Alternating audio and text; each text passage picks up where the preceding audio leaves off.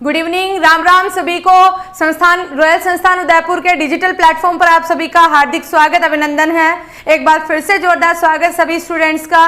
Dream one, खुशी कश्यप, अमित पारगी, जसराज पुरी, टीकम चौधरी, विकास Yadav, Banwari Chaudhary, study motivational, जिद्दी boy, Babulal Kumawat, बहुत बहुत स्वागत है आपका। मनीषा यादव, सचिन गुज्जर, बहुत बहुत स्वागत। गुड इवनिंग, राम राम, जय श्री कृष्णा, राधे राधे। चलिए क्लास को स्टार्ट करते हैं। आज के इस मोटिवेशनल कोट से अपनी क्लास को अपन शुरू करेंगे। कभी हार ना मानने की आदत ही एक दिन जीतने की आदत बन जाती है। कभी हार ना मानने की आदत ही एक दिन जीतने की आदत बन जाती है। इसी उत्साह और इसी जोश के साथ अपनी आगे की क्लास को शुरू करते हैं आज की।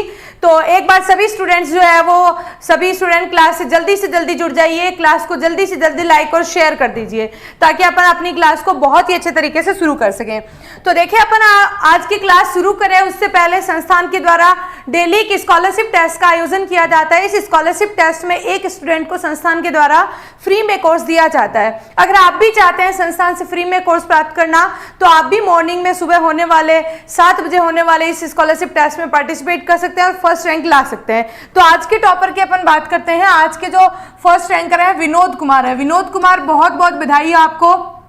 संस्थान की तरफ से आपको एक कोर्स है वो फ्री में दिया जाएगा, तो बहुत बहुत बधाई हो विनोद। सेकंड अपन बात करते हैं थर्ड जो सेकंड रैंकर है मनदीप चौधरी है। थर्ड है शीला नागर है। फोर्थ अंकुश नागर है। दीप्ति मीणा है। कुमार सिंह है। इसके अलावा नारायण लाल है, राहुल डिंडोर है, सुरेश है और नवीन है। टॉप 10 स्टूडेंट्स, सभी स्टूडेंट्स को बहुत बहुत बधाई। और जो फर्स्ट रैंकर है उनको संस्थान के द्वारा फ्री में कोर्स दिया जाएगा। अगर आपकी भी है इच्छा कि संस्थान से फ्री में कोर्स प्राप्त करें, ऑनलाइन कोर्स जो है वो कोई भी कोर्स आप ले सकते हैं, बशर्ते आपको फर्स्ट रैंक लानी होगी। तो फर्स्ट रैंक लाने के लिए सबसे पहले तो इस स्कॉलरशिप टेस्ट को ज्वाइन करना होगा। इसके लिए आपको रॉयल इंस्टीट्यूट ऑफ कॉम्पिटिशन का ऐप डाउनलोड करना है। उस ऐप पे मॉर्निंग में 7 बजे स्कॉलरशिप टेस्ट होता है, वहां से आप पार्टिसिपेट कर सकते हैं। जय श्री महाकाल, जय महाकाल भाई, जय तेजा बाबा की, short news, hello, very good evening. चलिए तो स्टार्ट करते हैं। क्लास को स्टार्ट करें उससे पहले अपन एक जो है वो एडमिशन से रिलेटेड कुछ अनाउंसमेंट के बारे में देख लेते हैं। तो संस्थान के द्वारा जो है वो एडमिशन स्टार्ट हो गए हैं 2022-23 के सेशन के लिए। 22-23 का मतलब है 22 के लिए क्रैश कोर्स है और 23 के लिए लॉन्ग ईयर बैच है। इन दोनों के लिए जो बैचेस हैं वो स्टार्ट हो गए हैं। इनके अंदर अपन बात करें कि ऑनलाइन कोर्स के लिए जो है वो बहुत ही बड़ा ऑफर संस्थान के द्वारा दिया गया है, बहुत ही कम चार्ज में। काफी टाइम से आप लोगों की डिमांड आ रही थी। अभी मैं आप लोगों के कमेंट पढ़ रही थी कि मैम हमें ब्लॉक कर दिया क्या। नहीं, बिल्कुल मैं आप लोगों की कमेंट पढ़ ही रही थी जिसमें आप कह रहे थे कि फीस बहुत ज्यादा है। तो देखिए अपन इस फीस को कम देख लेते हैं।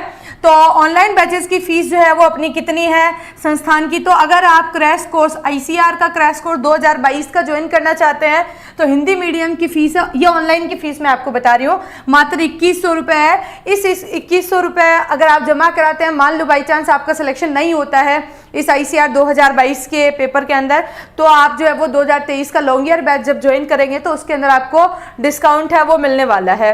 इसके अलावा ICR की टेस्ट सीरीज भी फ्री मिलने वाली है इसके साथ में।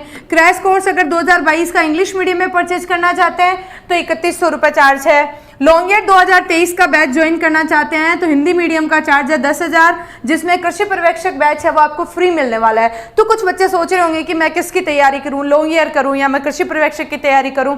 तो ये दोनों ही बैच है वो एक ही चीज में आपको मिलने वाले हैं, एक ही फीस में, तो आप ज्वाइन कर सकते हैं। दूसरा अपन देखते हैं लॉन्ग ईयर 2023। ये बात कर रही हूँ मैं लाइव कोर्स की। लाइव कोर्स जो है वो आपको इस तरीके से मात्र 15,000 रुपये में इंग्लिश मीडियम का कोर्स है वो मिलने वाला है। इसमें भी आपको कृषि पर्यवेक्षक है वो फ्री मिलने वाला है। नेक्स्ट बात करें, अगर आप ICR की 2022 की टेस्ट सीरीज ज्वाइन करना चाहते हैं तो हिंदी एंड इंग्लिश दोनों मीडियम की जो टेस्ट सीरीज है मात्र 499 रुपये इसका चार्ज है, जिसमें आपको ये टेस्ट सीरीज मिलने वाली है। अगर आप प्री PG की तैयारी करना चाहते हैं, प्री PG 2023 का बैच ज्वाइन करना चाहते हैं तो इसकी फीस मात्र 5,000 रुपये है। इसके साथ में WO का जो कोर्स है वो आपको फ्री मिलने वाला है। अब बात करते हैं अपन ऑफलाइन बैच की। अगर आप प्री PG, WO और कृषि पर्यवेक्षक का जो है वो तीनों की तैयारी करना चाहते हैं तो एक कॉम्बो पैक है जिसके अंदर 20,000 रुपये में मात्र ऑफलाइन बैच आपको मिलने वाला है, जिसमें इन तीनों जो कोर्स है इनकी तैयारी आप लोगों को करवाई जाएगी। अगर आपके मन में थोड़ा बहुत भी डाउट हो कि अगर हमारा सिलेक्शन हो जाए तो इसी साल हो जाए तो इसी साल हो जाए तो कोई दिक्कत नहीं है। अगर आप ऑफलाइन बैच में प्रवेश लेते हैं तो आपको जो है वो सिलेक्शन हो जाएगा। अगर नहीं होता है मान लो बाई चांस, तो अगर नेक्स्ट ऑफलाइन बैच में प्रवेश लेते हैं तो ऑनलाइन जो जमा की गई फीस है आपकी ऑफलाइन में से कम कर दी जाएगी। ऑनलाइन जैसे आपने मान लो फीस थी अपनी 40,000, तो 40,000 में से मान लो आपने 10,000 पहले ही जमा करा रखी है, तो आपकी 10,000 रुपये कम कर दी जाएगी। तो ये जो है वो स्कीम है वो आप लोगों के अगले नेक्स्ट सेशन के लिए मिलने वाली है। तो अगर आप भी चाहते हैं ज्वाइन करना तो आप इस कोर्स को ज्वाइन कर सकते हैं। क्या यूपी में 12th पास करके सुपरवाइजर का फॉर्म भर सकते हैं? बिल्कुल जो है वो जो भी स्टूडेंट्स जो है वो यूपी से हो या एमपी से हो, कोई भी स्टूडेंट जो 12th एग्रीकल्चर से पास हो वो आपके एग्रीकल्चर सुपरवाइजर का फॉर्म भर सकते हैं। मोटिवेशनल रियल आर्मी मैंने आपका कमेंट है वो पढ़ लिया है। रिंगटोन प्लस वायरल 12th में हूँ, जेट का ICR का कोर्स ले लूँ क्या? बिल्कुल ले सकते हो। 12th के साथ आप तैयारी करके जो है वो सिलेक्ट हो सकते हो। काफ़ी सारे बच्चे अपने संस्थान से 12th के साथ तैयारी करके जो है वो बहुत अच्छी कॉलेज में जाने वाले हैं। अभी तो उनका रिजल्ट ही आया है, तो काफ़ी अच्छी रैंक उनके आई है, तो आप भी ज्वाइन कर सकते हैं ताकि आपका एक साल भी खराब नहीं होगा। अब अपन बात करें कृषि पर्यवेक्षक का जो रिजल्ट है उनके बारे में बात करते हैं। तो संस्थान के द्वारा फर्स्ट रैंक करा और राजस्थान में फर्स्ट रैंक लाने वाले ओम प्रकाश गोदारा जो कि बीकानेर जिले के रहने वाले हैं, ये भी रॉयल संस्थान के स्टूडेंट हैं। अगर आपका सपना भी है सरकारी नौकरी में जाना तो आप भी त्रिलोक अहिर झालावाड़ के जैसे जो है वो सेकंड रैंक ला सकते हैं। अगर आप भी चाहते हैं लोकेश के जैसे सेलेक्ट होना तो थर्ड रैंक लाने में आप भी कामयाब हो सकते हैं, लेकिन आपको इन्हीं की तरह पढ़ना होगा, इन्हीं की तरह आपको सारी चीज़ें फॉलो करनी होगी। अनिल पालीवाल जो कि 4th रैंक से हैं, ये बूंदी जिले के रहने वाले हैं। तो ये अपने यहाँ पर जो है वो अपने सभी तरह के चारों जो है रैंकर्स हैं, टॉप 4 के अंदर जो है वो चारों ही रैंक है वो संस्थान की है। कोचिंग कहाँ है मैडम जी? कोचिंग जो है वो अपनी राजस्थान के उदयपुर जिले में है, दक्षिणी राजस्थान के अंदर। बाड़मेर से बहुत बहुत स्वागत है। जसवंत परमार आपका, हर्षवर्धन वेरी गुड इवनिंग। चलिए पहला और अच्छा क्वेश्चन अपना स्टार्ट होता है यहाँ से आज की क्विज का। निम्न में से मेडिटेरियन वर्ग की नस्ल कौन सी है? मेडिटेरियन जिसे हिंदी में भूमध्य सागरीय कहते हैं, मेडिटेरियन को क्या कहते हैं? भूमध्य सागरीय वर्ग है वो मेडिटेरियन वर्ग कहलाता है। उसकी नस्ल है वो कौन सी है? पहला ऑप्शन आता है आर्पिंगटन, दूसरा आता है ब्रह्मा, तीसरा आता है मिनोरका और चौथा आता है जर्सी ब्लैक जॉइंट। तो आपको आंसर बताना है निम्न में से मेडिटेरियन वर्ग की नस्ल कौन सी है। बिल्कुल बच्चों, रिंगटोन प्लस है वो आप सुपरवाइजर का एग्जाम 12th में है तो नहीं दे सकते, 12th पास होना चाहिए। दे तो सकते हो आप, फॉर्म तो भर दो, जब तक रिजल्ट वगैरह आएगा तब तक आप 12th पास हो जाओगे। अगर आपकी इच्छा है देने की तो दे सकते हो, बाकी 12th पास चाहिए इसमें सुपरवाइजर के फॉर्म के लिए। हाँ चलिए आगे आंसर आ रहा है सी आंसर सभी स्टूडेंट्स का आ रहा है। वेरी गुड, क्या बात है, बहुत अच्छे, वेरी गुड, अच्छे से आंसर कर रहे हैं आप। इसी तरीके से लगातार आप आंसर करते रहे। सी आंसर दोबारा जेट की क्या कह रहे हैं भाई? वेरी गुड, बहुत अच्छे। सी आंसर ऑफ ICR क्या कह रहे हैं? चलिए देखते हैं निम्न में से मेडिटेरियन वर्ग की नस्ल है वो कौन सी है।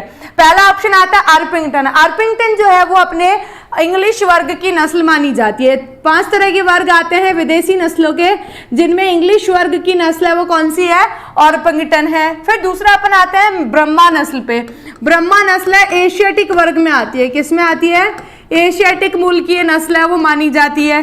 थर्ड जो आती है मिनोरका, बिल्कुल ये अपने यहाँ पर इस क्वेश्चन का राइट आंसर होगा। मिनोरका नस्ल जो है, इसके अलावा एनकोना है और लैगहॉर्न है। ये 3 तरह की नस्लें हैं वो किस वर्ग में आती हैं? मेडिटेरियन या भूमध्य सागरीय वर्ग में आती हैं। तो राइट आंसर यहाँ पर अपना आता है थर्ड, राइट आंसर आता है थर्ड। जर्सी ब्लैक जॉइंट जो है वो किस पशु की किस पक्षी की जो है वो कौन से वर्ग में आने वाली नस्ल है वो मानी जाती है? जर्सी ब्लैक जॉइंट है वो अमेरिकन वर्ग में आने वाली नस्ल है वो मानी जाती है। अमेरिकन वर्ग के अंदर ये आती है, अमेरिकन वर्ग की नस्ल है। तो ये चारों तरह के अपने ऑप्शन यहाँ पर आ गए हैं। थर्ड ऑप्शन जो है वो अपने इस क्वेश्चन का राइट आंसर है। मिनोरका है वो मेडिटेरियन वर्ग की नस्ल है, मानी जाती है। तो राइट आंसर यहाँ पर अपना आता है थर्ड। नेक्स्ट क्वेश्चन की तरफ बढ़ते हैं। जर्सी गाय का दूध उत्पादन कितना होता है? 5,000, 6,000, 4,000 और 2,000 बताना है। जर्सी गाय का दूध उत्पादन है वो कितना होता है? 5, 2, 6, 4 और 2,000 प्रति ब्यात आपको बताना है। जल्दी से आंसर बताइए। जगजीत बता दिया, देख लो, क्या कह रहे हैं भाई? बांसवाड़ा से शैलेंद्र राणा, बहुत बहुत स्वागत है आपका। Narendra Pal third answer, Kuldeep Verma C answer. चलिए जल्दी से आंसर बताइए। PDF जो है वो आपको टेलीग्राम चैनल पे मिल जाएगी। आंसर आना शुरू हो गए हैं, बहुत ही स्पीड से आपके आंसर आ रहे हैं। थर्ड आंसर आ रहा है, 4,000 आंसर आ रहा है। चलिए good, very good, C answer आ रहा है। एक बार सभी स्टूडेंट्स जो है वो क्लास को ज्यादा से ज्यादा लाइक और शेयर भी जरूर करिएगा ताकि आपके जो फ्रेंड्स हैं वो क्लास से जुड़ सके। हाँ, आंसर आ रहा है 3 और 4 आंसर आ रहा है। कुछ का आंसर 3 आ रहा है, कुछ का आंसर 1 5000 भी आ रहा है और अलग अलग तरह के आंसर आ रहे हैं। एक मोस्टली आंसर आ रहा है और बहुत सारे आंसर है वो सी भी आ रहे हैं, कुछ आंसर डी भी आ रहे हैं। तो 1 3 और 4 3 तरह के आंसर आ रहे हैं। बात की जाती है राइट आंसर की। जर्सी गाय जो है वो किस तरह की नस्ल है? ये जो नस्ल है एक विदेशी नस्ल है। कैसी नस्ल है? विदेशी गाय की नस्ल है। विदेशी गाय की नस्लों के अंदर जो है वो सबसे ज्यादा दूध उत्पादन वाली गाय जो होती है वो कौन सी होती है? होल्स्टीन फ्रीजियन होती है, जिसका 5000 से 6000 लीटर होता है। 5000 से 6000 लीटर किस नस्ल का होता है? HF ब्रीड का होता है। तो ये तो यहाँ पे आएगी नहीं अपने। बाकी सारी नस्लें जो होती हैं उनमें जर्सी जो है उसमें 4000 से 4200 लीटर प्रति ब्यात दूध उत्पादन पाया जाता है। तो राइट आंसर यहाँ पर आता है 3rd। इस क्वेश्चन का राइट आंसर आता है 3rd। अगला नेक्स्ट आता है, गो पशुओं का तापमान गुदा से वह कौन सी धमनी नाड़ी गति के निरीक्षण के काम में लेते हैं? आपको यहाँ पे 2 क्वेश्चन दिए गए हैं, आसानी से 2 क्वेश्चन याद कर सकते हैं। पहला क्वेश्चन दिया गया है जो गो पशु होते हैं उनका तापमान या फिर सभी पशुओं का तापमान है वो कहाँ से पता लगाते हैं? गुदा द्वार से पता लगाते हैं। गुदा को अपन रेक्टम कहते हैं। गुदा को क्या कहते हैं? रेक्टम भी कहा जाता है। तो गुदा या रेक्टम से, जबकि आपको क्वेश्चन पूछा है ये तो आपको बता दिया तापमान का मापन कहाँ से करते हैं, जबकि ये पूछा है कि जो नाड़ी गति है उसका निरीक्षण कहाँ से किया जाता है? उरु धमनी से, फेशियल धमनी से, पूंछ की अनुत्तरिक धमनी से और उपरोक्त सभी से। आपको सिर्फ गो पशुओं का पूछा है, गाय भैंस के अंदर पूछा है। तो जल्दी से आंसर बताएंगे। हाँ, आंसर आना शुरू हो गए हैं सभी स्टूडेंट्स के। 2 आंसर आ रहा है, 3rd आंसर आ रहा है, 1 आंसर भी आ रहा है, 4 भी आ रहा है।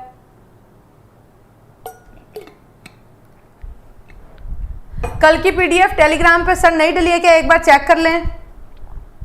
हाँ, मैं चेक करवा देती हूँ, अगर नहीं डली होगी तो अभी डाल देंगे।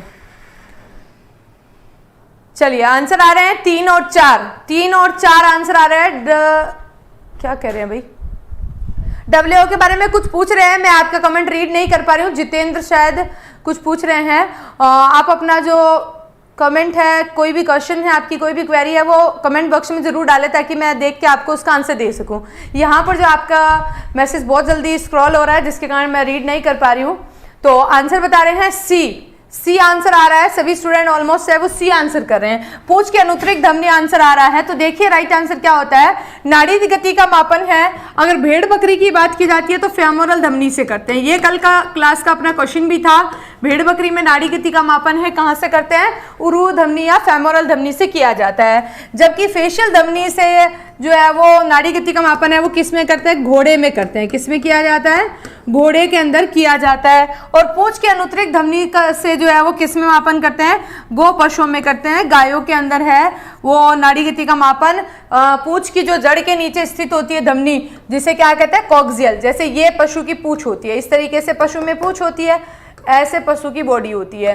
तो इसके यहाँ पर जो ये वाला पोर्शन होता है इसको हाथ में पकड़कर देखा जाता है। 30 सेकंड तक देखते हैं, 1 मिनट तक देखते हैं और जो है उसके बाद उसमें कितनी बार जो है वो बीट कर रही है वो चीज़ क्या कहलाती है? उनकी नाड़ी गति कहलाती है। तो राइट आंसर यहाँ पर आता है अपना 3rd। राइट आंसर आता है 3rd। 786 मैम ST कैटेगरी में कॉलेज मिल जाएगा क्या? बिल्कुल मिल जाएगा भाई, चिंता नहीं करें आप। आगे अपना क्वेश्चन आता है, टर्की के अंडों से चूजा निकलने में कितना समय लगता है? टर्की क्या बला है ये? तो टर्की देखिए, टर्की एक तरह की मुर्गी होती है। क्या होती है? एक तरह की टर्की हैन होती है, टर्की मुर्गी होती है जिसका अंडा और मांस खाने के काम में लेते हैं। तो कैसे दिखाई देती है? इस तरह की दिखाई देती है। इसके अंडे का परिपक्वन काल है वो कितना समय होता है, या फिर अपन कहें कि उद्भवन काल कितने समय का होता है? एक चूजा कितने दिन में बाहर निकलता है? 7 दिन से बाहर निकल जाता है, या 14 दिन से, या 21 दिन से, या 28 दिन से?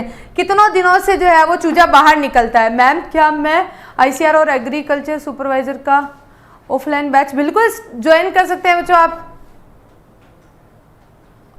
आंसर आ रहा है डी, शैतान सिंह डांगी कोटड़ी वाले आंसर कर रहे हैं 28 दिन। नरेंद्र पाल का आंसर आ रहा है 28 दिन। सी आंसर आ रहा है 21 दिन आंसर आ रहा है कुछ का।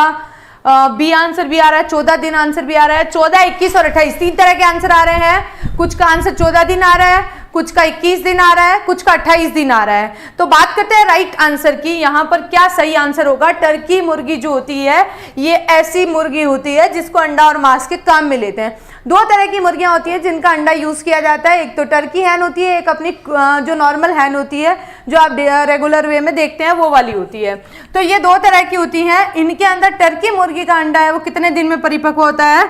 28 दिन में परिपक्व होता है। एक अंडे से चूजा 28 दिन में बाहर निकलता है, जबकि 21 दिन में सामान्य मुर्गी का अंडे से चूजा बाहर निकलता है। तो राइट आंसर यहाँ पर अपना आता है 28 डेज। राइट आंसर है। जो भी 2 और 3 आंसर दे रहे थे 14 और 21 दिन, उनका गलत है भाई। थर्ड जो 28 दिन है वो सही आंसर है। अगला और नेक्स्ट क्वेश्चन आता है, क्लोरीन युक्त पानी का उपयोग किया जाता है। क्लोरीन युक्त पानी का उपयोग किस में करते हैं? पशु को नहलाने में करते हैं, दुग्धशाला को धोने में किया जाता है, डेयरी के बर्तन धोने में किया जाता है और पशु के पेट के कीड़े मारने में किया जाता है। क्लोरीन युक्त पानी का उपयोग किस में किया जाता है? चलिए जल्दी से आंसर करेंगे। आंसर आ रहा है मैम लगभग कट ऑफ कितनी जाती है? अलग अलग टाइम पर अलग अलग कट ऑफ रहती है बच्चों। हाँ, आंसर आ रहे हैं 28 डेज। नेक्स्ट क्वेश्चन के बारे में देखें। अगले क्वेश्चन पे आए, सी आंसर आ रहा है। चलिए जल्दी से आंसर करेंगे।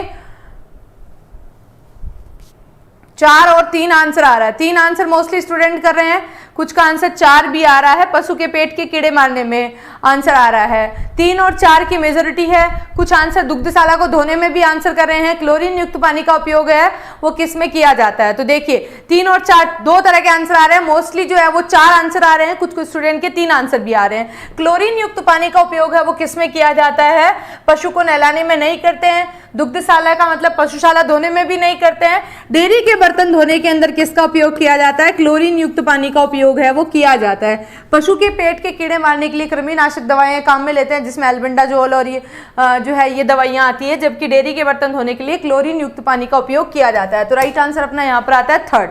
अगला नेक्स्ट क्वेश्चन आता है, गाय की अंगोल नस्ल का उद्गम स्थल है। ये गाय की अंगोल नस्ल होती है जो दक्षिणी इंडिया के अंदर पाई जाती है। तो आपको बताएंगे आंध्र प्रदेश उत्पत्ति स्थान, कर्नाटका, पाकिस्तान और हरियाणा। गाय की अंगोल नस्ल का उद्गम स्थान कहाँ पर है? गाय की अंगोल नस्ल का उद्गम स्थान कहाँ पर है? Very good ma'am. 1000 में बच्चों ये मैं बता चुकी हूँ। कृष्ण क्या पूछ रहे हैं भाई? बर्तन धोने में किया जाता है, बिल्कुल। डब्ल्यू इंटरव्यू अभी भी होता है क्या? अभी नेक्स्ट जो वैकेंसी आएगी तब उसके लिए हटा दिया गया है, फिर भी देखते हैं जब वैकेंसी आएगी तब पता चलेगा है कि नहीं है। हाँ, आंसर आ रहा है 4। मैम कोचिंग और हॉस्टल बिल्कुल साथ में ही है। ए आंसर आ रहा है, 2 आंसर आ रहा है, 1 और 2। आंध्र प्रदेश और कर्नाटका 2 आंसर आ रहे हैं। सभी स्टूडेंट्स हैं वो 2 आंसर कर रहे हैं। अंगोल है उसका उत्पत्ति स्थान बता रहे हैं कि आंध्र प्रदेश होगा या कर्नाटका होगा। बहुत सारे स्टूडेंट्स का 1 आंसर आ रहा है, कुछ का आंसर हरियाणा भी आ रहा है, बाकी ऑलमोस्ट 1 आंसर कर रहे हैं और कुछ 2 कर्नाटका आंसर भी कर रहे हैं। तो गाय की अंगोल नस्ल जो है एक फेमस द्विप्रयोजनी नस्ल आती है। कैसी नस्ल है ये? द्विप्रयोजनी नस्ल है, ड्यूअल पर्पज नस्ल है वो मानी जाती है। और इस नस्ल का जो उत्पत्ति स्थान है वो कहाँ है? अंगोल से ही याद रखना है, आंध्र प्रदेश। कहाँ की है ये? आंध्र प्रदेश के अंदर पाई जाती है। गाय की अंगोल नस्ल है, कहां पर पाई जाती है? आंध्र प्रदेश में पाई जाती है। राइट आंसर है इसका 1। अगला और नेक्स्ट क्वेश्चन आता है, गर्दन मजबूत, चौड़ी छाती, सीधी पीठ। देख पा रहे हो आप? गर्दन मजबूत, चौड़ी छाती, सीधी पीठ। स्ट्रेट इसकी बैक होती है, ब्रॉड चेस्ट होती है और स्ट्रॉन्ग नेक होती है। ये किस ब्रीड की प्रमुख कैरेक्टर है वो मानी जाती है? साहिवाल, थारपारकर, नागौरी और राठी। कौन सी गाय की ऐसी नस्ल है जिसके अंदर ये सारी विशेषताएं पाई जाती हैं? अरे भाई 12th पास कर लोगे तब आप सुपरवाइजर बन सकते हो। उसके लिए मिनिमम क्वालिफिकेशन है वो 12वीं पास चाहिए। अगर हैं, जब तक वैकेंसी नहीं आती है और तब तक आप 12th पास कर लेते हो, जैसे ही 12th पास कर लोगे तो आप दे सकते हो सुपरवाइजर का एग्जाम। किसी तरह का क्या कंफ्यूजन है इसमें भाई? बार बार पूछ रहे हो आप। हाँ, आंसर आ रहा है सी। 3 आंसर है, वो मोस्टली स्टूडेंट कर रहे हैं, कुछ का आंसर 1 भी आ रहा है। 1 और 3 आंसर आ रहा है। गर्दन मजबूत, चौड़ी छाती, सीधी पीठ गाय की किस नस्ल की प्रमुख विशेषता है? आंसर आ रहा है 3। कुछ नागौरी आंसर कर रहे हैं, कुछ का आंसर राठी भी आ रहा है। तो देखिए इस क्वेश्चन का राइट आंसर क्या होता है? गर्दन मजबूत और चौड़ी छाती, जिसके कारण ये बैल तेज दौड़ने वाले और कृषि कार्य में उपयुक्त होते हैं। बैल क्या होते हैं? तेज दौड़ने वाले होते हैं और कृषि कार्य के अंदर उपयुक्त माने जाते हैं। तो इसी के कारण जो है इस नस्ल की ये इसकी प्रमुख विशेषताएं फिजिकल कैरेक्टर होती है। तो ये कौन सी नस्ल की होती है? नागौरी नस्ल की जो है ये प्रमुख विशेषताएं हैं वो मानी जाती है। नागौरी नस्ल की प्रमुख विशेषताएं कौन सी हैं? ये सारी विशेषताएं मानी जाती है। तो राइट आंसर आता है थर्ड। अगला और नेक्स्ट क्वेश्चन आता है, गाय की वह नस्ल जिसे त्रिसंकर संकरण द्वारा तैयार किया गया है। गाय की वह नस्ल जिसे त्रिसंकर संकरण द्वारा तैयार किया गया है। थारपारकर, राठी, गिर और साहिवाल। कौन सी ऐसी गाय की नस्ल है जो ट्रिपल क्रॉस से डेवलप की गई है? आंसर बताएंगे भाई जल्दी से। गाय की वह नस्ल जो त्रिसंकर संकरण से विकसित की गई है। आंसर करें। नरेंद्र पाल का आंसर आ रहा है नागौरी। सुपरवाइजर की भर्ती साल के आखिर तक आने की पूरी संभावना है भाई। हाँ, आंसर आ रहा है सी। बी और सी आंसर आ रहा है। 2 आंसर आ रहा है। मैम आप बहुत अच्छा पढ़ाते हो, आप बहुत अच्छा पढ़ते हो, बहुत बहुत धन्यवाद आपका इतना सपोर्ट देने के लिए। चलिए, त्रिसंकर संकरण द्वारा विकसित नस्ल का आंसर आ रहा है 2। राठी आंसर आ रहा है। मोस्टली स्टूडेंट का 2 ही आंसर आ रहा है। तो चलिए बिना देर के अपन राइट आंसर की तरफ बढ़ते हैं। गाय की कौन सी नस्ल त्रिसंकर संकरण से डेवलप की गई है? मतलब ट्रिपल क्रॉस का एग्जाम्पल है जिसमें 3 नस्लों को आपस में क्रॉस कराकर एक नस्ल डेवलप हुई है, जिसको अपन याद रख सकते हैं साथी रे से। किससे याद रख सकते हैं? साथी रे या साथला से भी याद रख सकते हैं। सा से अपना आती है कौन सी नस्ल? साहिवाल। सा से कौन सी आती है?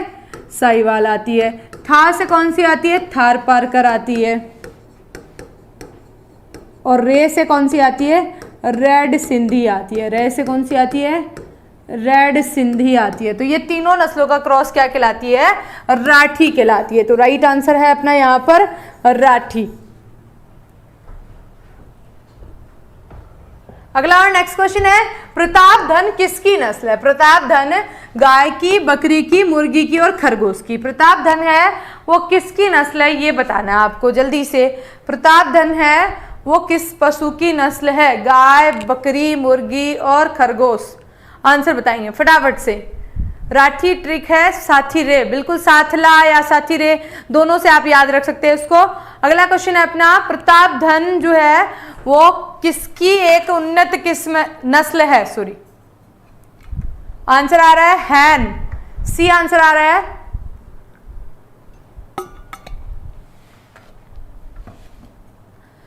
चलिए इस क्वेश्चन का आंसर आपको दिखाई भी दे रहा है क्योंकि मैंने यहाँ फोटो ही लगा दी है बाय मिस्टेक। प्रतापधन जो है वो किसकी नस्ल है?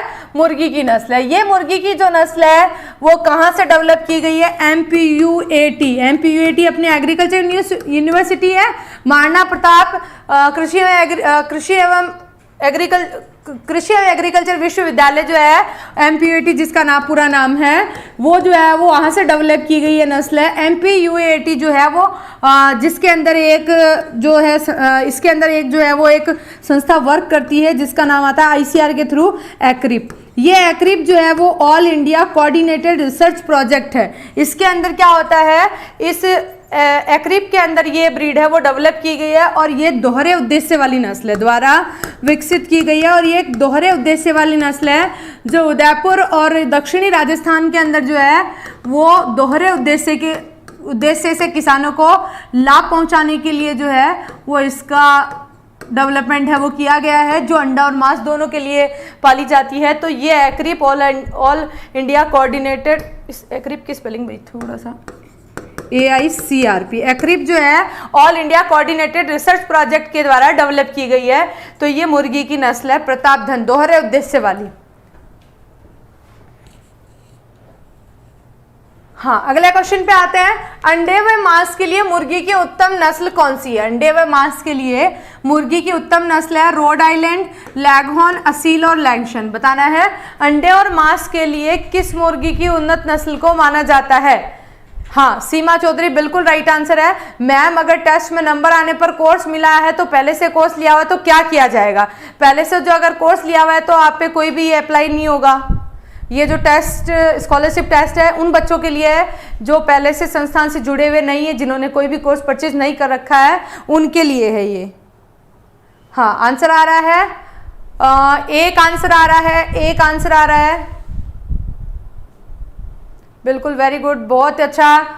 2 आंसर आ रहा है, 2 1 आंसर आ रहा है। अंडे व मांस के लिए मुर्गी की उन्नत नस्ल कौन सी है? उत्तम नस्ल रोड आइलैंड रेड मानी जाती है। ये मुर्गी के जो है वो द्विप्रयोजनी नस्ल है। अंडा और मांस का मतलब क्या होता है? 2 पर्पस से अच्छी मानी जाती है, तो जिसमें अंडा और मांस दोनों आ जाते हैं, तो अंडे और मांस के लिए उन्नत नस्ल कौन सी मानी जाती है?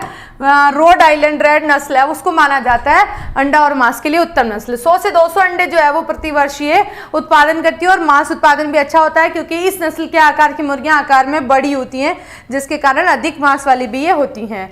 अगला और नेक्स्ट क्वेश्चन है, उससे पहले अपन देखते हैं, अगर आप भी जो है वो सरकारी नौकरी में चयनित होकर जो है वो अपना सपना पूरा करना चाहते हैं, तो आप भी इन सभी स्टूडेंट्स की तरह जो है वो मेहनत कर सकते हैं। जैसे संस्थान में अपन बात करें कि फर्स्ट रैंकर हैं वो राजस्थान, ऑल ओवर राजस्थान जिन्होंने प्रथम रैंक प्राप्त किए। सामान्य वर्ग से ये सारे स्टूडेंट्स जो है वो जनरल रैंक के अंदर टॉप 4 में आए हैं, जिसमें ओम प्रकाश गोदारा बीकानेर जिले के रहने वाले हैं, त्रिलोक अहिर झालावाड़ के, लोकेश प्रजापति बूंदी जिले के, अनिल पालीवाल है वो भी बूंदी जिले के रहने वाले हैं। नेक्स्ट क्वेश्चन पे आते हैं अपन, गाय में मध चक्र की अवधि कितनी होती है? गाय में मध चक्र की अवधि 11 दिन, 16 दिन, 21 दिन और 30 दिन बताना है। गाय में मध चक्र क्या होता है? यूट्यूब पे ये क्लास भाई जितने दिन चल रही है उतने दिन तो लो, कब बंद होगी यही दुआ कर रहे हो क्या कि मैम कितने दिन चलेगी? आप तो लेते रहो भाई, जितने जब तक एग्जाम नहीं हो जाता तब तक अपन जो है ये क्लासेस लेते रहेंगे। हाँ आंसर आ रहा है, A answer is right answer ma'am, A option is right answer. गाय की मध चक्र की अवधि 11 दिन बता रहे हैं, कुछ का आंसर 21 दिन आ रहा है। मध चक्र क्या होता है? 2 मधकालों के मध्य का जो समय होता है, या जो 2 मधकालों के मध्य का समय जिसमें पशु के अंदर शारीरिक क्रियात्मक घटनाएं होती हैं, उस शारीरिक क्रियात्मक घटना चक्र को ही क्या कहते हैं? मध चक्र कहते हैं। तो आंसर बताना है ये कितने दिन का होता है? आंसर आ रहा है 21 दिन। तो देखिए अपन इस क्वेश्चन का राइट आंसर देखते हैं। गाय में मध चक्र की अवधि, इसके अलावा अपन भैंस में बात करें, गाय है, भैंस है, बकरी है, इन सभी के अंदर मध चक्र है वो कितने दिन का होता है? हर 21वें दिन जो है वो पशु मध्य में आता है। तो राइट आंसर यहाँ पर इसका आता है इस क्वेश्चन का 21 दिन। फिर बात की जाए कि जो भेड़ होती है वो कैसी होती है? भेड़ के अंदर जो है वो सीजनल स्ट्रेस होता है, हर 16वें दिन ये मध्य में आती है। और जो ऊंट होता है उसके अंदर कितने दिन का मध चक्र होता है? 10 दिन का होता है। तो ये दोनों जो पशु होते हैं, भेड़ और ऊंट है, वो सीजनल स्ट्रेस है, जबकि गाय, भैंस और बकरी हैं उनमें हर 21वें दिन जो है वो ये मध्य में आते हैं। तो राइट आंसर यहाँ पर है 3rd।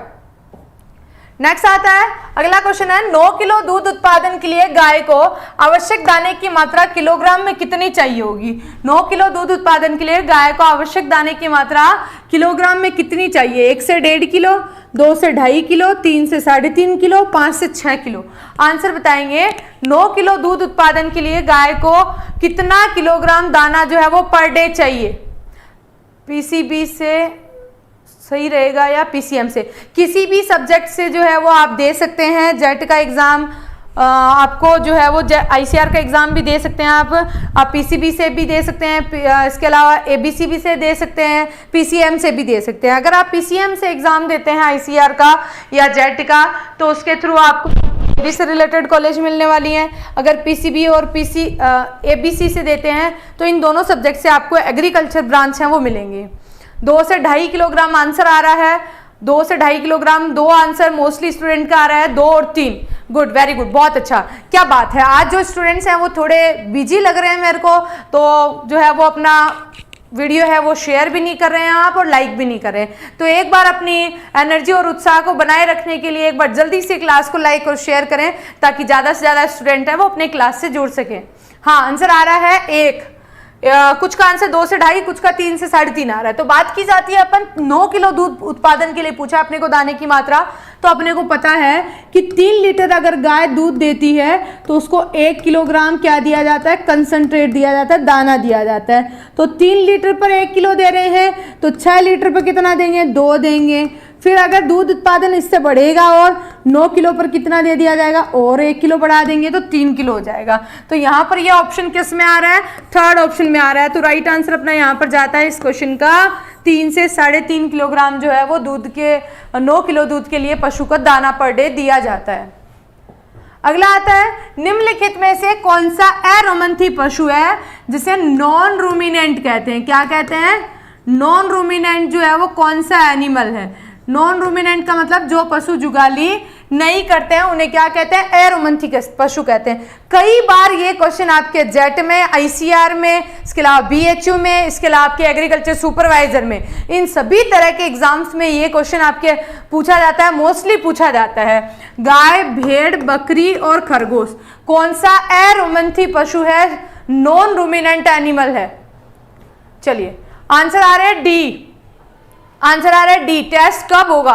ये टेस्ट जो है वो डेली स्कॉलरशिप टेस्ट होता है, मॉर्निंग में सुबह 7 बजे रॉयल इंस्टीट्यूट ऑफ कंपटीशन के ऐप पर होता है। तो इसके लिए सबसे पहले आपको इंस्टीट्यूट का ऐप डाउनलोड करना होगा प्ले स्टोर पे जाकर, वहां पर आपको टेस्ट का ऑप्शन मिलेगा जो मॉर्निंग में 7 बजे होता है। आंसर आ रहा है 4। मोस्टली आंसर आ रहा है खरगोश। तो बात की जाती है राइट आंसर की। गाय, भेड़ और बकरी ये सभी कैसे हैं? रोमंथी पशु हैं, ये पशु जुगाली करते हैं। और जो खरगोश होता है वो अरोमंथी पशु होता है, ये जुगाली नहीं करता है, इसके अमाशय में कोई विभाजन नहीं पाया जाता है। तो ये किसका एग्जाम्पल है? अपने अरोमंथी पशु का एग्जाम्पल है। अगला और नेक्स्ट क्वेश्चन आता है, गाय की किस नस्ल का दूध मीठापन लिए हुए होता है? गाय की कौन सी नस्ल का दूध है वो मीठापन लिए हुए होता है? थारपारकर, राठी, साहिवाल और सूरती। फटाफट से आंसर करेंगे। वेरी गुड, बहुत अच्छे, बहुत ही जोश और उत्साह के साथ आप लोगों ने क्लास जो है वो अटेंड कर रहे हैं, इसके लिए आप सभी का एक बार पुनः धन्यवाद। और जल्दी से क्लास को और एक बार शेयर कर दीजिए और लाइक कर दीजिए ताकि और भी स्टूडेंट्स हैं वो आपसे जुड़ सकें, आपके साथ जुड़ सकें और आपके कंपटीशन को और अच्छा बना सकें। मैम सुपरवाइजर का क्या पूछ रहे भाई? आपके स्क्रीन पर जो मैसेज है वो बहुत जल्दी स्क्रॉल हो जाते हैं तो मैं सारे कमेंट रीड नहीं कर पाती हूँ, तो आप एक बार कमेंट सेक्शन में आपका कोई भी वाजिब क्वेश्चन हो तो जरूर आप डाल दीजिएगा। हाँ, आंसर आ रहा है साहिवाल। गाय की किस नस्ल का दूध मीठापन लिए हुए होता है? थारपारकर, राठी, साहिवाल और सूरती। आंसर आ रहा है Sahiwal. C option is right answer ma'am, और मोस्टली आंसर है वो सी ऑप्शन आ रहा है। गाय की किस नस्ल का दूध मीठापन लिए हुए होता है? तो कौन सी नस्ल का होता है? साहिवाल का होता है। कौन सी नस्ल का दूध मीठापन लिए हुए है? साहिवाल नस्ल के अंदर जो है वो मीठेपन के लिए उत्तरदायी जो है वो दुग्ध शर्करा होती है। क्या होती है? दूध की शर्करा। दूध में पाई जाने वाली शर्करा जो होती है वो कौन सी होती है? लैक्टोज। तो दूध में लैक्टोज कंटेंट जो है, जिसे कार्बोहाइड्रेट भी कहते हैं, ये जो है वो कितना परसेंट पाया जाता है? कितना परसेंट पाया जाता है? सॉरी, 5% पाया जाता है। जबकि एवरेज अपन बात करें बाकी अन्य ब्रीड्स के अंदर जो है, काउ ब्रीड्स में कितना होता है? 4.5 से 4.8। गाय भैंस सभी के अंदर लगभग जो है वो कितना होता है? इतना होता है। सबसे ज्यादा जो दूध है मीठा वो किस नस्ल का होता है? कौन से पशु का दूध सबसे मीठा होता है? तो भैंस का दूध जो है वो सबसे मीठा होता है। भैंस का दूध है वो सबसे मीठा होता है। तो राइट आंसर यहाँ पर अपना ऑप्शन आता है 5% जो है वो लैक्टोज कंटेंट है वो पाया जाता है। अगला और नेक्स्ट क्वेश्चन आता है, गाय की औसत आयु कितनी होती है? 10 से 12 साल, 15 से 16, 18 से 19, 22 से 23 वर्ष। गाय की औसतन आयु के बारे में आपको बताना है कि गाय की औसतन आयु कितनी होती है। जल्दी से आंसर करेंगे। 91 नंबर पे कॉलेज मिल जाएगा क्या? बिल्कुल नहीं मिलेगा। 91 नंबर पे कोई कॉलेज आपको नहीं मिलेगा, सरकारी कॉलेज। चलिए आंसर आ रहे 3। वेरी गुड, बहुत अच्छा। बिल्कुल आप लोगों के जो है वो डिमांड पर जो है वो संस्थान के द्वारा और भी अदर सब्जेक्ट की क्लासेस भी लगाई जाएंगी। कुछ टाइम तक अपन एनिमल की लेंगे, उसके बाद और बाकी सब्जेक्ट की क्लासेस भी अदर टीचर के द्वारा लगाई जाएंगी। तो आप ज़्यादा चिंता नहीं करें, आप जो पढ़ाया जा रहा है वो पढ़ते रहें, धीरे धीरे करके आपकी सारी इच्छाएं भी पूरी होंगी भाई। हाँ, 4 आंसर आ रहा है। विशाल चौधरी आंसर कर रहे हैं, गाय की औसतन आयु कितनी होती है? बिल्कुल 20 से 22-23 साल होती है। तो लगभग 22 से 23 वर्ष यहाँ पर ऑप्शन में आ रहा है। तो 4th ऑप्शन इस क्वेश्चन का राइट आंसर आता है। अगला और नेक्स्ट क्वेश्चन आता है, पशुओं की विदेशी नस्लों में अधिकतम दूध निम्न द्वारा प्रदान किया जाता है। पशुओं की जो विदेशी नस्लें होती हैं जिनमें ब्राउन स्विस है, आयरशायर है, जर्सी है, होल्स्टीन है, इनमें सबसे ज्यादा दूध जो है वो किस ब्रीड का होता है ये आपको बताना है। मैम एग्रीकल्चर क्या पूछ रहे भाई? हाँ, आंसर आ रहा है सी आंसर आ रहा है, 3 आंसर आ रहा है, 4 आंसर आ रहा है। गवर्नमेंट कॉलेज कितने नंबर पे मिलेगा? चलिए आंसर करते हैं फटाफट से, डी आंसर और सी आंसर। बच्चों थोड़ा सा वेट कीजिए, अभी अभी जैसे ही ऑप्शन फॉर्म आते हैं तो आप लोगों को उनके अकॉर्डिंग जो है वो बता दिया जाएगा कि कितने नंबर पर क्या क्या पॉसिबिलिटीज बनती हैं, किस तरह की कॉलेज आपको मिलने वाली है, क्योंकि हर साल का रहता है अलग अलग तरह से। तो इस साल के पेपर के अकॉर्डिंग, लेकिन अभी थोड़ा सा जो है वो डिले हो रहा है इसमें। तो जैसे ही जो है वो यूनिवर्सिटी के द्वारा ये डाला जाता है ऑप्शन फॉर्म, वैसे ही आपको बता दिया जाएगा कि कितने नंबर वाले बच्चों को ऑप्शन फॉर्म भरना चाहिए, कहाँ तक जो आपका सिलेक्शन किस कॉलेज में हो सकता है। तो देखिए आंसर आ रहा है जो है वो पशु की विदेशी नस्ल में अधिकतम दूध जो है वो किसके द्वारा प्रदान किया जाता है। 4 आंसर राइट आंसर है। पूरे विश्व के अंदर सबसे ज्यादा दूध उत्पादन वाली गाय जो है वो कौन सी होती है, होल्स्टीन होती है, जो कि जो है वो 5000 से 6000 लीटर दूध जो है इसका पर जो है वो प्रति ब्यात है इसका दूध उत्पादन माना जाता है। तो ये विश्व की सर्वाधिक दूध उत्पादक नस्ल है, कौन सी, होल्स्टीन। अगला नेक्स्ट क्वेश्चन आता है, दुग्ध शर्करा कहलाती है माल्टोज, लैक्टोज, सुक्रोज और ग्लूकोज। दुग्ध शर्करा कौन सी शर्करा को कहते हैं? दुग्ध शर्करा क्या कहलाती है? माल्टोज, लैक्टोज, सुक्रोज और ग्लूकोज। दुग्ध शर्करा कौन सी शर्करा को कहते हैं? फटाफट से आंसर करेंगे। दुग्ध शर्करा कौन सी शर्करा कहलाती है? अगर ध्यान दिया हो तो थोड़ी देर पहले मैं आप लोगों को बता चुकी हूं, तो राइट आंसर करेंगे इस क्वेश्चन का। दुग्ध शर्करा कौन सी शर्करा को कहते हैं?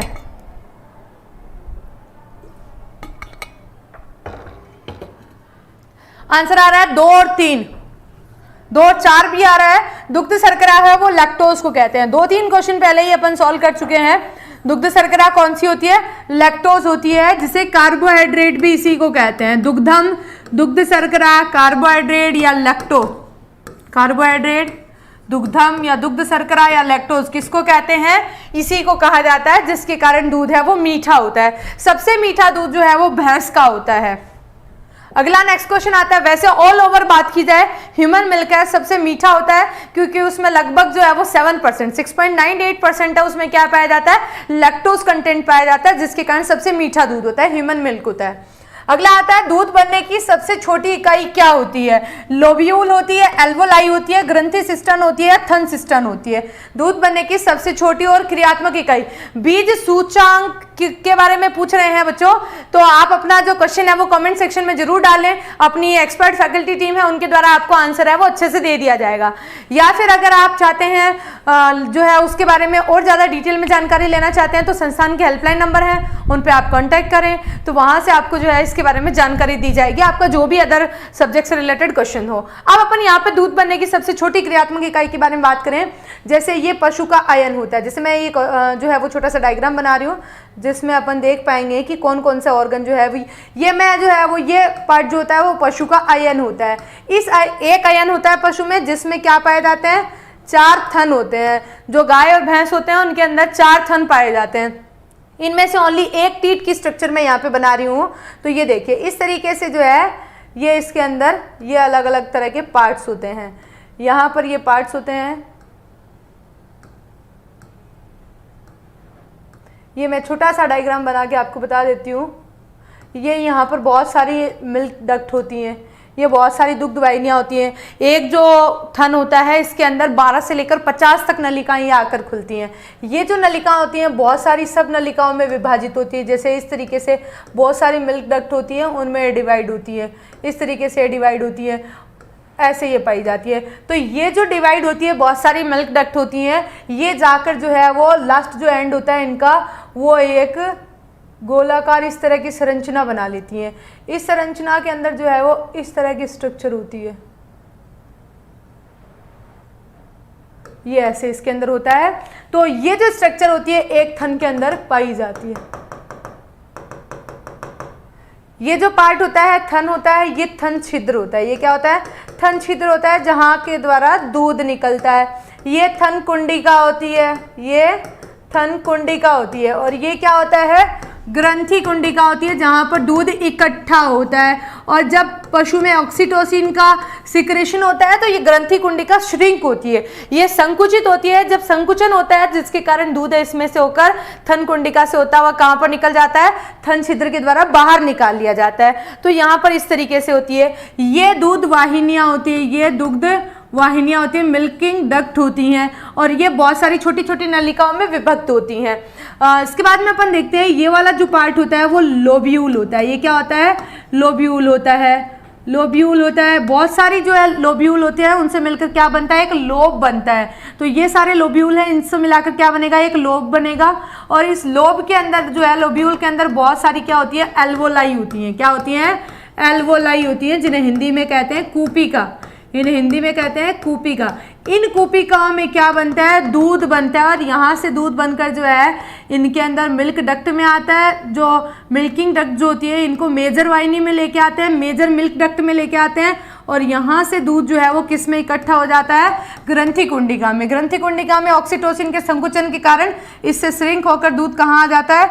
इस थन कुंडिका, और थन कुंडिका से थन छिद्र के द्वारा दूध को बाहर निकाल लिया जाता है। तो ये मिल्किंग पाथ होता है, इस तरीके से दूध बाहर निकलता है।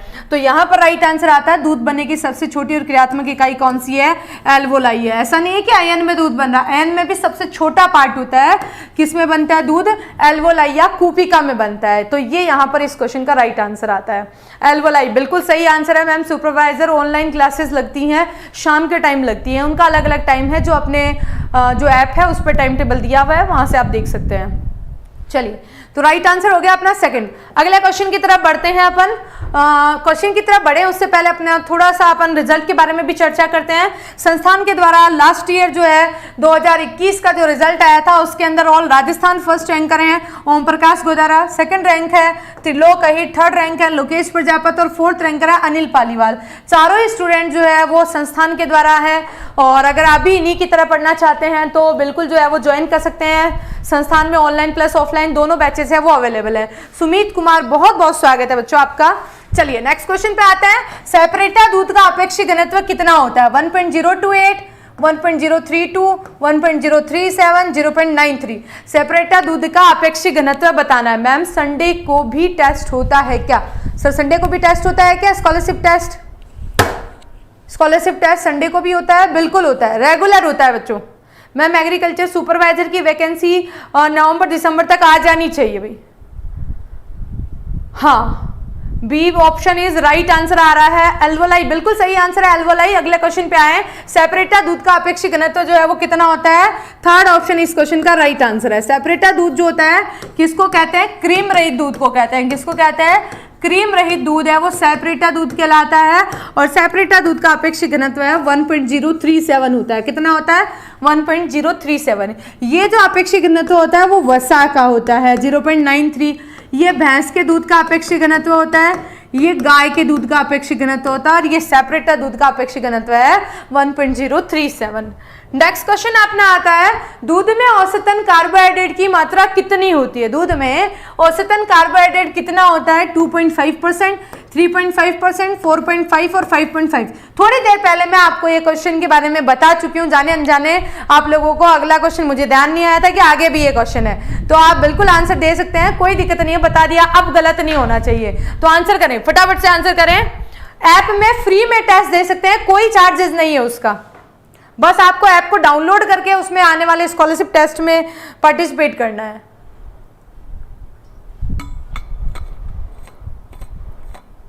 हाँ, आंसर बताएंगे। दूध में कार्बोहाइड्रेट परसेंटेज है वो कितना होता है? दूध में एवरेज कार्बोहाइड्रेट परसेंटेज बताना है। बिल्कुल सी आंसर इस क्वेश्चन का राइट आंसर आ रहा है।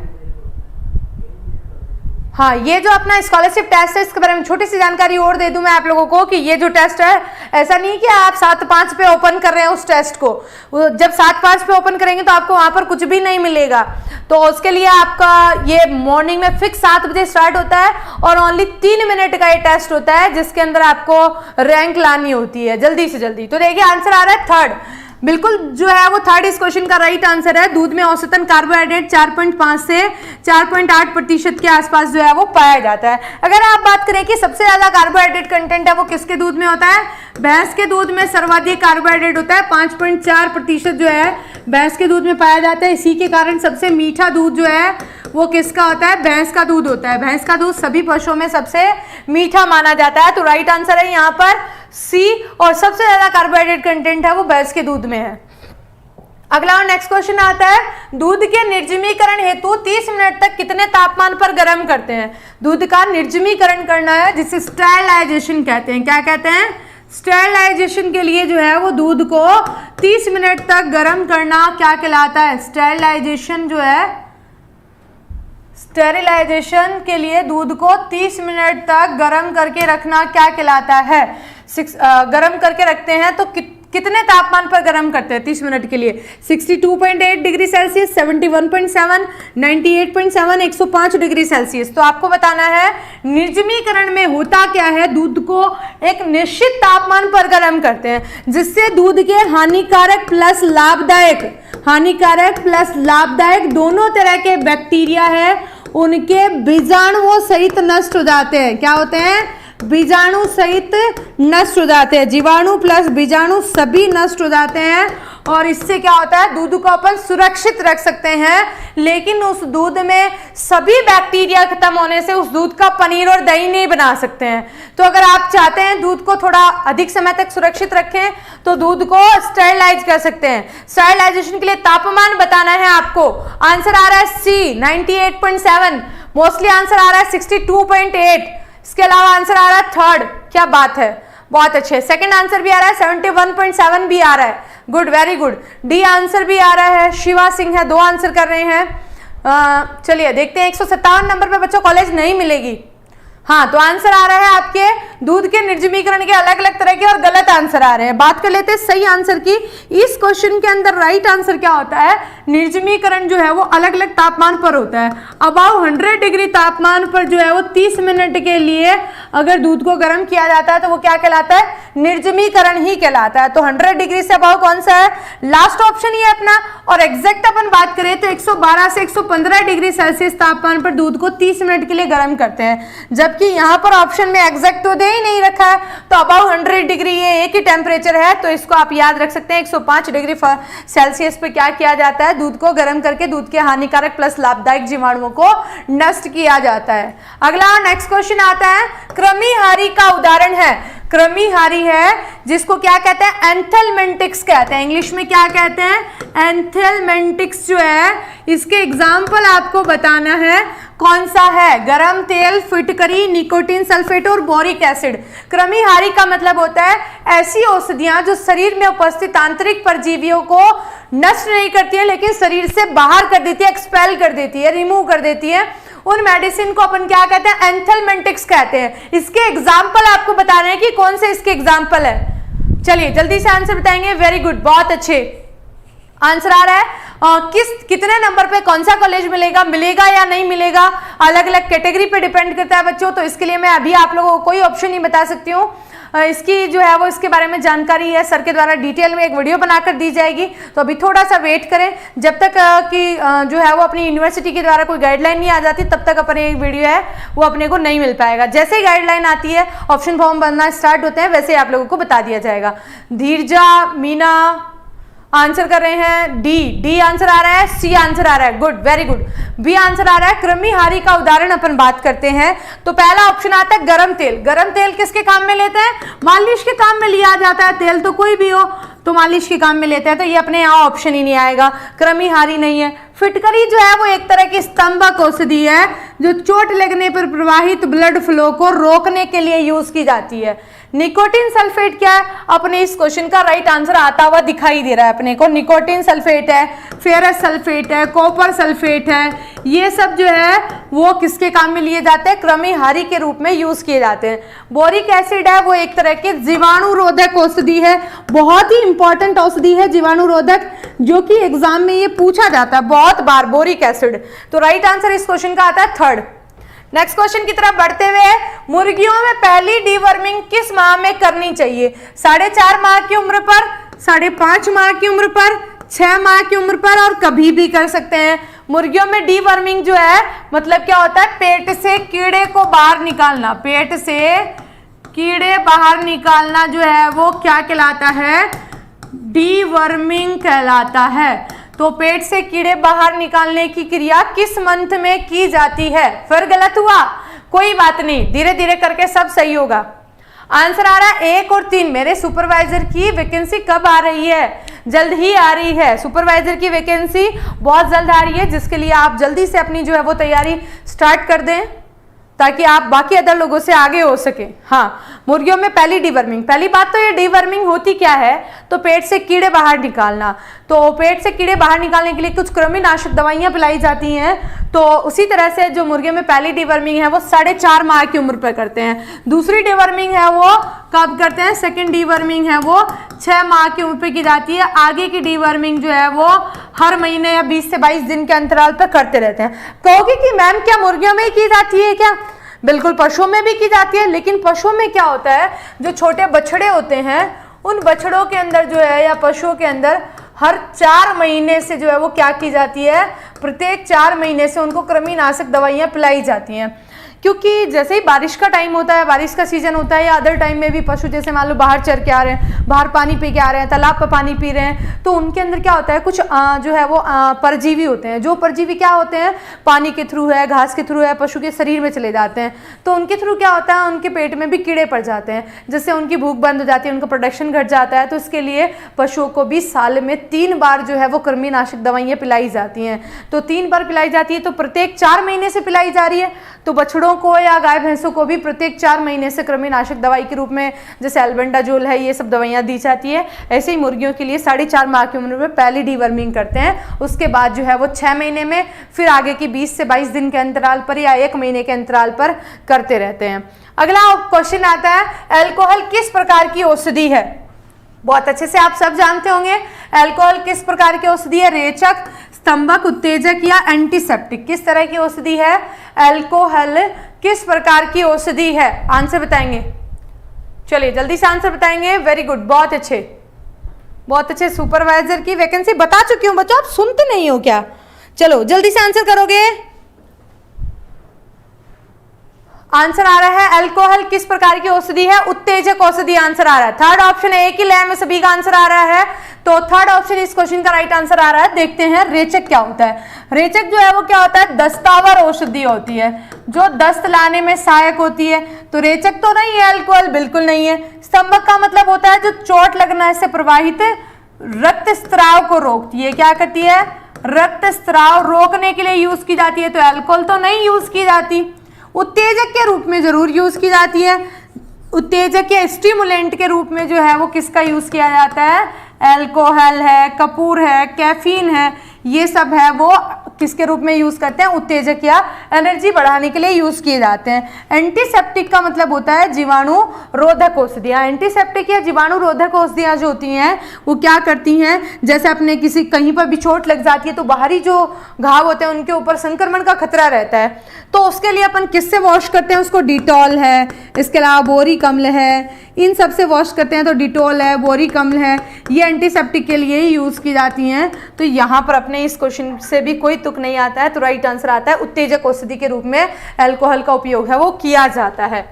अगला और आज का लास्ट क्वेश्चन आता है, अंडे से चिक जिसे चूजा कहते हैं निकलने को क्या कहते हैं? या फोटो देख पा रहे हो, इसमें दिखाई दे रहा है अंडे से चूजा निकलता हुआ, लेकिन इतना क्लियर चूजा नहीं निकलता है। जब चूजा बाहर, ये तो एनिमेटेड इमेज है, अगर जो है वो चूजा जब बाहर निकलता है अंडे से तो उसकी स्किन पर पंख नहीं पाए जाते हैं। बिल्कुल जो है वो एकदम उसकी स्किन जो है वो कच्ची स्किन होती है बिल्कुल, और उस पर किसी भी तरह से जो है वो हेयर्स भी नहीं होते हैं। बहुत ज़्यादा जो है वो शॉर्ट होता है। ये तो ऐसे ही बनाई गई इमेज है, लेकिन इस तरीके से कवच तोड़कर चूजे का बाहर आना क्या कहलाता है? हैचिंग, इंक्यूबेशन, लेइंग और निषेचन क्या कहते हैं उसको, ये बताएंगे आप। हैचिंग आंसर आ रहा है रविंद्र का। गुड, वेरी गुड, बहुत अच्छे। मनीष राय है, रविंद्र है, पूजा केरला है, कन्हैया है, तूफानी है, एजीसी है, यादव हेजी बुटीक है, इसके अलावा अमित गेमिंग है, मनीषा है, धर्मेंद्र है, मनीष है। वेरी गुड, बहुत अच्छा। हैचिंग आंसर आ रहा है। बिल्कुल, अपन सारा ऑप्शंस के बारे में बात कर लेते हैं। हैचिंग इस क्वेश्चन का राइट आंसर है। अंडे से कवच तोड़कर चूजे का बाहर आना। बहुत अच्छे से मैंने आपको याद कराया था। कवच का मतलब चूजा, कवच तोड़कर बाहर आ रहा है तो चूजा तो है वो, इसको क्या कहते हैं अपन? हैचिंग कहते हैं। चाहे इसमें आ रहे हैं तो आसानी से याद रख सकते हैं। इंक्यूबेशन का मतलब होता है उसको हीट प्रोवाइड करना। जैसे ही अंडा होता है तो उसके परिपक्वन के लिए कुछ हीट की रिक्वायरमेंट होती है, तो जो है वो गर्मी प्रदान करना। जो अंडा होता है अंडों को पकने हेतु गर्मी प्रदान करना। गर्मी प्रदान करना क्या कहलाता है? इंक्यूबेशन कहलाता है उनका, उसे उद्भवन काल कहते हैं हिंदी के अंदर। लेइंग का मतलब होता है मुर्गी का अंडा देना। लेइंग मतलब होता है मुर्गी का अंडा देना, क्या कहलाता है? लेइंग कहलाता है। और फोर्थ ऑप्शन आता है निषेचन, जिसमें क्या होती है? मैटिंग प्रोसेस जो होती है उसको क्या कहते हैं अपन? चूजे का नर का मादा से मिलन जो होता है वो क्या कहलाता है? मैटिंग प्रोसेस या निषेचन कहलाता है। तो राइट आंसर यहाँ पर अपना आता है हैचिंग। अब तक कितनी क्लासेस हो चुकी है अपनी सीजन 3 की, अपनी ये 4th क्लास है आज की, और इसी तरीके से कंटिन्यू चालू रहेगी अपनी क्लास। अगर आपने अभी तक चैनल को सब्सक्राइब नहीं किया है तो आपको शायद पता नहीं है, इसीलिए आप ऐसा क्वेश्चन पूछ रहे हैं। तो सबसे पहले क्लास जब आप देख रहे हैं उस टाइम जो है वो आप एक बार जल्दी से नीचे अपनी जो क्लास है उसी के नीचे सब्सक्राइब का भी बटन आ रहा है, तो उस बेल आइकन को क्लिक करेंगे ताकि जो भी नोटिफिकेशन होंगे तो आपको जल्दी से जल्दी मिल पाएंगे, कौन सी क्लास है, कब होने वाली है, तो ये जानकारी आपके पास जल्दी आ पाएगी। और इसके अलावा आज के क्विज है अपनी यहीं पे समाप्त होती है। इसके बाद और आगे की क्लासेस में नई क्लास में अपन मिलेंगे, उससे पहले अपन एक बार रिजल्ट पे फिर गौर फरमा लेते हैं। संस्थान के द्वारा जो है वो ऑल राजस्थान टॉप 4 रैंक लिखे हैं मैम। हैचिंग हाउस पर लिखा होता है टूटने से जिंदगी खत्म हो जाती है, लेकिन कहीं कहीं पर शुरू होती है। बिल्कुल जो है यहाँ पर अपने अंडे के टूटने से जिंदगी शुरू होती है। तो देखिए फर्स्ट रैंकर ओम प्रकाश गोदारा है, second ranker Trilok Ahir, third Lokesh Prajapat, fourth है अनिल पालीवाल हैं। तो बहुत बहुत बधाई के पात्र भी हैं अपने। बहुत अच्छा इन्होंने राजस्थान में जो है वो टॉप 4 में रैंक प्राप्त किए, तो बहुत बहुत बधाई हो सभी स्टूडेंट्स को। और अगर आप भी चाहते हैं इन्हीं के जैसे रैंक लाना, इन्हीं के जैसे सरकारी नौकरी प्राप्त करना, तो आप भी ज्वाइन कर सकते हैं रॉयल इंस्टीट्यूट ऑफ कंपटीशन, जहां पर ऑनलाइन प्लस ऑफलाइन दोनों तरह की क्लासेस अवेलेबल है। तो आज की क्लास में बस अपन इतना ही करेंगे, कल की क्लास में और नए जोश और उत्साह से नए एक एनर्जी के साथ मिलेंगे। तब तक के लिए थैंक यू, गुड नाइट।